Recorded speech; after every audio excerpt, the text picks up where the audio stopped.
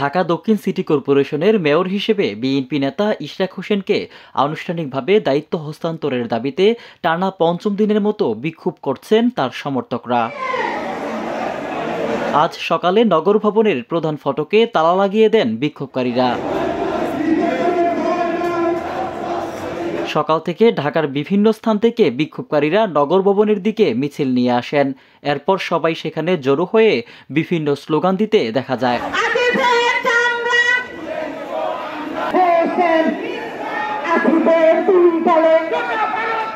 এদিকে নগর ভবনের সামনে বিক্ষোভকারীদের ভিড় বাড়ায় যানবাহন চলাচল ব্যাহত হয়েছে। এর আগে গত 14 মে ইশরাক হোসেনকে মেয়র পদে নিয়োগের দাবিতে নগর ভবনের সামনে জড়ো হয়ে বিক্ষোভ শুরু করেন তার সমর্থকরা।